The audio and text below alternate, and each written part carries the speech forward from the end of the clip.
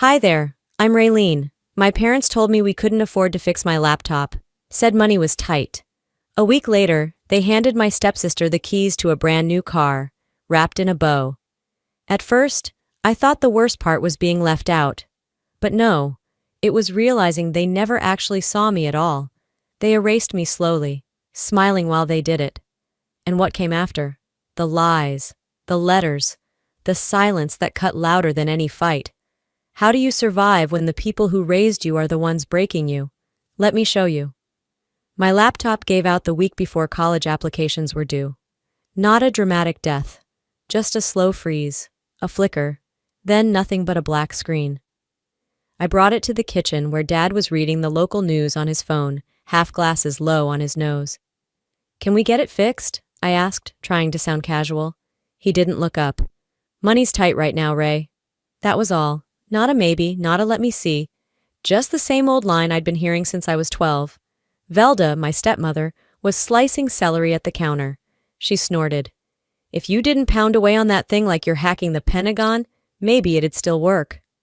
I didn't respond. There was no winning that kind of argument. I just nodded, picked up the dead machine, and left the room. A week later, I came home from school and found a crowd on the driveway. Balloons. Cake on the trunk of a shiny new red Toyota Corolla.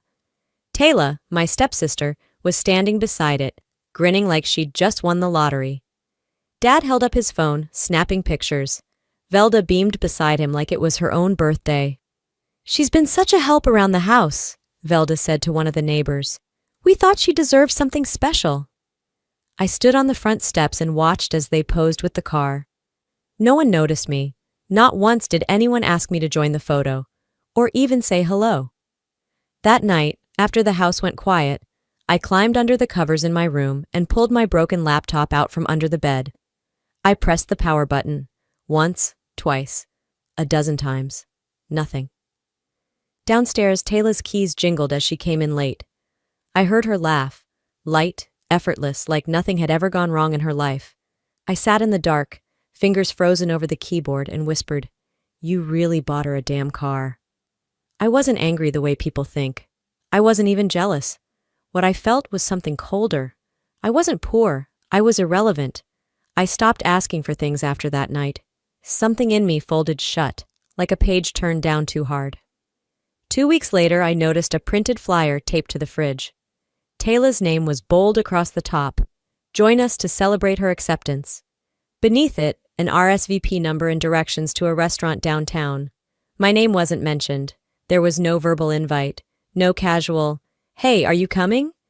That Friday night, I came home to laughter, the kind that carries through walls and stings on contact. Plates clinked. Someone played pop music on a phone speaker. From the front door, I saw them through the archway. Velda in a silk blouse, Dad in his only blazer, Taylor glowing in a new dress.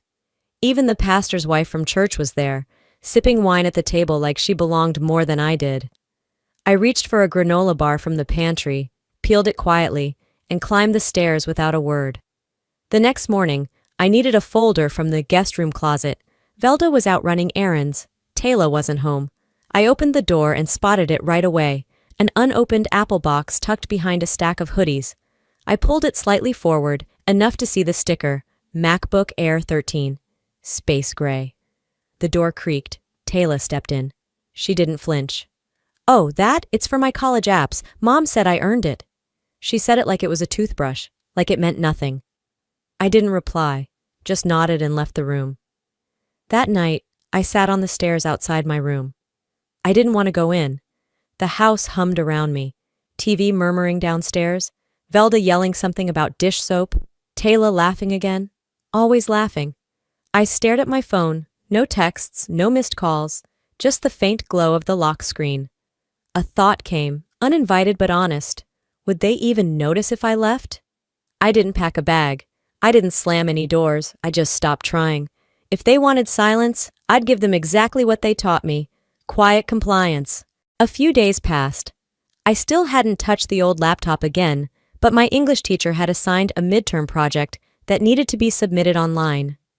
I waited until the house was empty and brought the machine into the kitchen, hoping the outlet by the microwave might spark some life into it. The screen flickered, buzzed faintly, then cut to black. I tried again. Same result. I sat on the floor, legs curled under me, staring at a reflection of myself in the dead glass. My fingers hovered, then dropped. No tears came. I wasn't surprised, just defeated in a way that didn't even feel new. The last time something like this happened, I was 16, sitting in the back row of English class with a busted school Chromebook that wouldn't charge. I was too embarrassed to tell anyone, but Mrs. Haviland noticed. She always did. After class, she handed me a padded sleeve with an old laptop inside. "It's not fancy," she said, smiling gently, "but it works. Just return it when you're done." No questions, no lecture, no pity, just a simple offer, like kindness didn't need a reason. That laptop got me through a whole semester. I never forgot that. I was pulled out of the memory by Velda's voice behind me. "You're still using that charity case? Jesus, you and your mom, always acting like the world owes you something." I didn't flinch, didn't even turn around. She kept walking. That moment didn't hurt the way her words usually did. It was something else, a signal, like the last flicker before a light dies, not because it's broken, but because it's about to be replaced. I looked back at the blank screen. For the first time, I didn't see failure. I saw fuel. By February, the air in the house felt thinner. Not colder, just emptier. Like the silence had stopped pretending to be polite. I came home from school one afternoon to find a pale pink envelope on my desk. Velda's handwriting, unmistakable. Tight, dramatic cursive like she thought she was signing fan mail. I opened it with a finger pressed to the corner, careful not to tear. The note inside was short, but it carried the weight of someone trying to rewrite history. "We always did our best with what we had. You're becoming just like your mother. Bitterness will eat you if you let it." No signature, just a smear of perfume on the paper that made my stomach turn.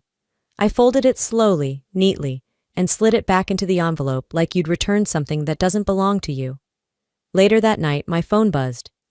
Dad. I stared at the name for a long time before answering. His voice came through flat, like he'd practiced what to say but forgot how to feel it. "Hey kiddo, I know things haven't been easy lately. Velda, she lost her job. Rent's overdue. Things are tough right now." I said nothing, let him trail off. He tried again. "I just thought maybe you'd understand what it's like. You know, hard times." I finally spoke. "Yeah, I do. Like when I needed a laptop to finish school, and you said no, then turned around and bought Taylor a car." He went quiet. I could hear the faint static of his breath. "I'm not angry," I said. "I'm clear." I hung up before he could respond.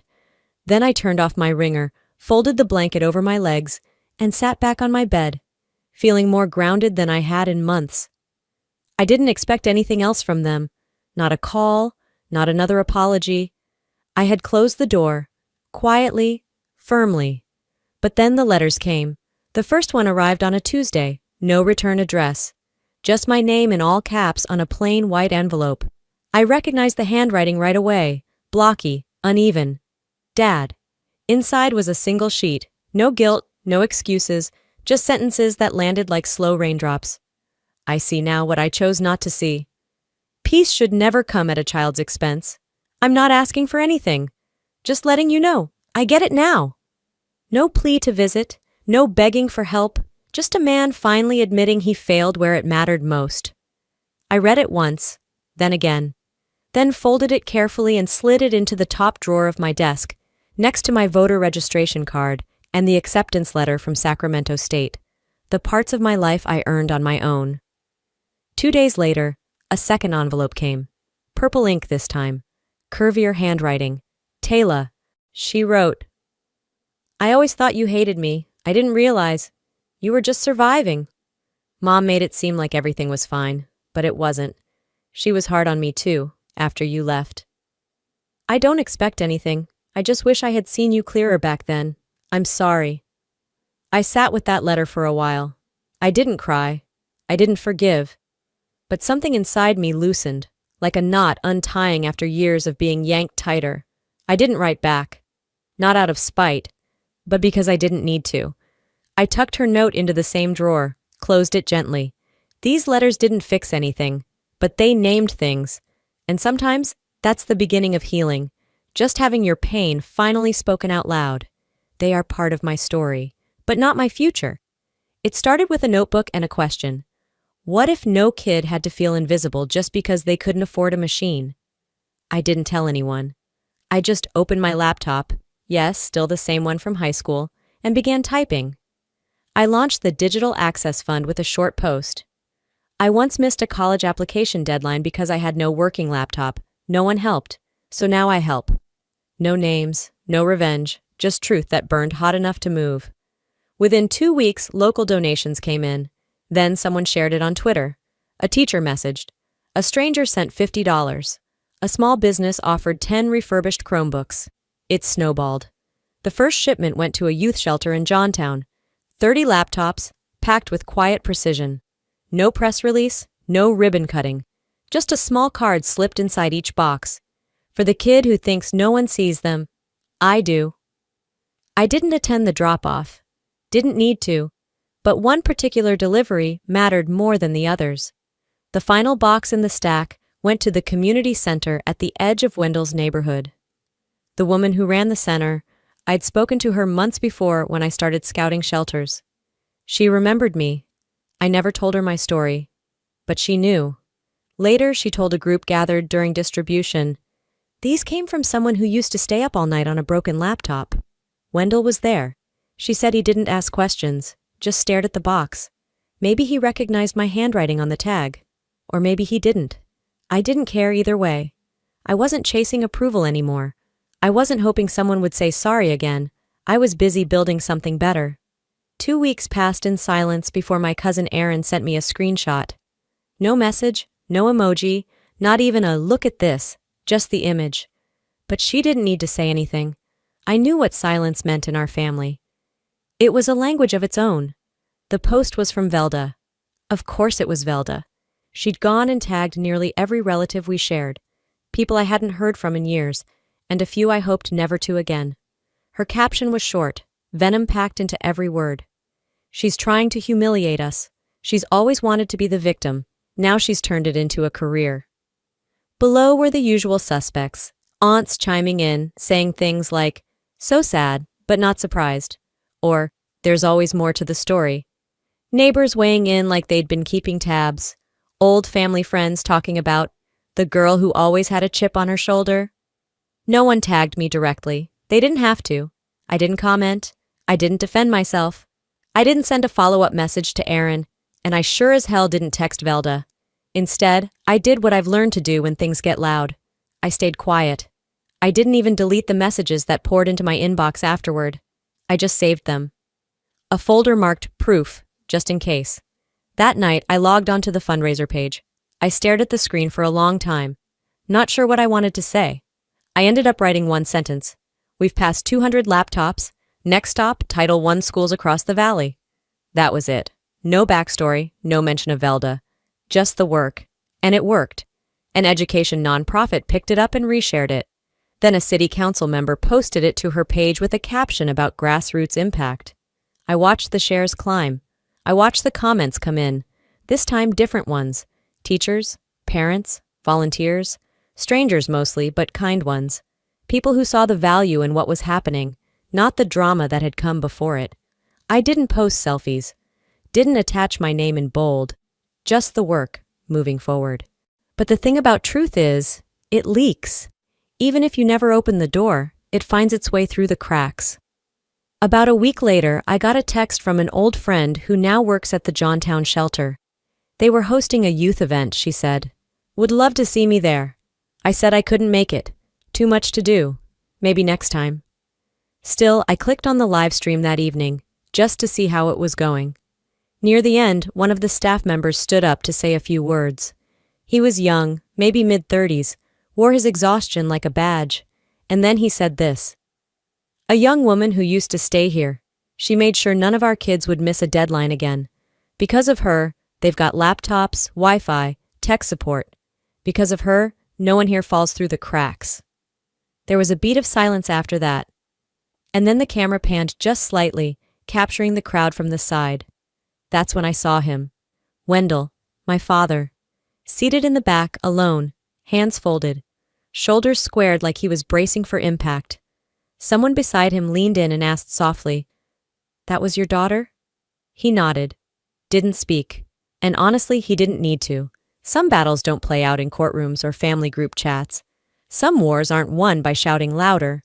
Some victories happen in silence, in the choices we make, in the work we do, in staying upright when every voice says, "Sit down."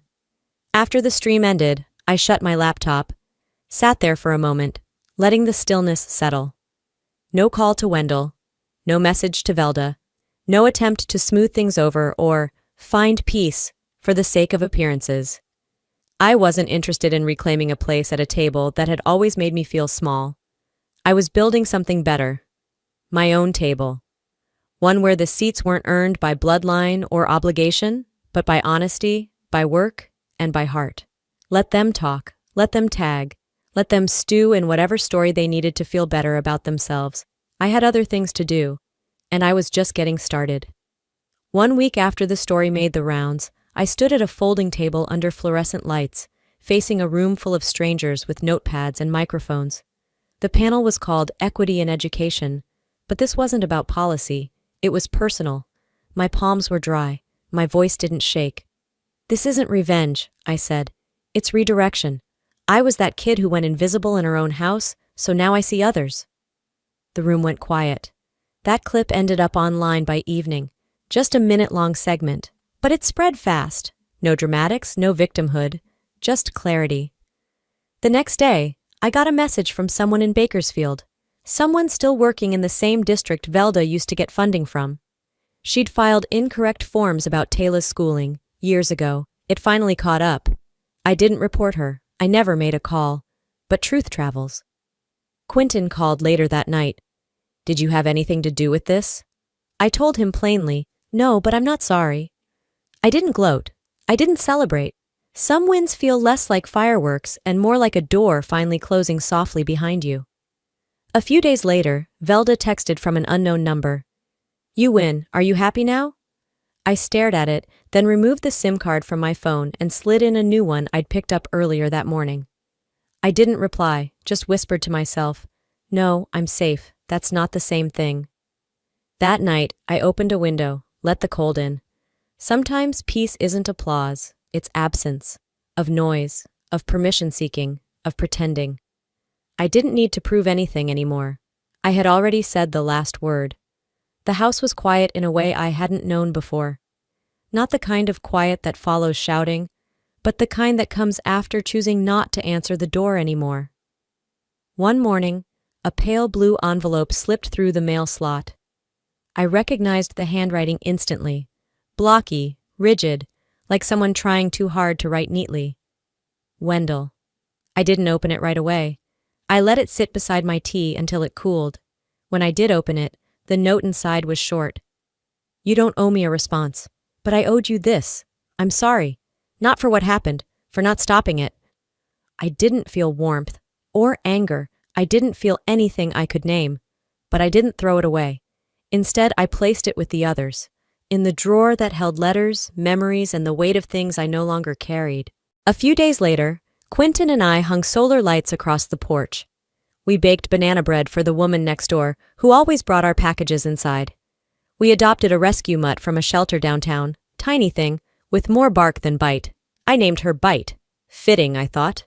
One Saturday, I finally clicked buy now on the laptop I had wanted when I was 17. I set it up in the small home office I'd carved out near the window. Sunlight streamed across the desk. Not because someone finally gave me something, but because I finally gave it to myself. That evening, I passed the drawer again. I opened it. The letters were still there, creased, silent. I didn't reread them. I didn't need to. I closed the drawer, pressed my palm to the top, and whispered, "That chapter's finished, and I'm still here." Some people need apologies to move on. I needed silence, and space, and time, and now I had all three. Before I sign off, I want to say something, especially to anyone out there who's ever felt invisible in a place where you should have felt safe. If you've ever had to shrink yourself to keep the peace, or been told you were too much, too sensitive, or simply not enough, I see you. If you've ever walked into a room and felt like a ghost in your own family or like your voice didn't matter, you are not alone. And more importantly, you are not broken. You are not invisible. You are not unworthy. And the love or support you didn't get, that's not a reflection of your value. It's a reflection of their limits, not yours. What matters now is what you choose to build. After the silence, after the heartbreak, after the disappointments no one ever apologized for. That's where your strength lives, in what you create out of the mess, in the life you build that doesn't rely on their permission to exist. I didn't get justice in the clean, cinematic way I used to dream of. There was no big confrontation, no apology with tears and hugs, no perfect closure. But what I got was better. I got peace, I got space to breathe, I got to rebuild. I became someone I'm proud of, someone who wakes up each day knowing I didn't fold, even when it would have been easier to. And if I could get there, you can too. So let me ask you, have you ever had to let go of the idea of family just to finally hear your own voice? What was that moment, the one that made you say, I'm done hiding, I'm done shrinking, I deserve more than this? Drop it in the comments. I want to know. Your story matters. Your voice matters. Type 1 if this hit home for you. Or just tell me where you're watching from. I read every single one. Didn't connect with this video? That's okay too. Feedback matters.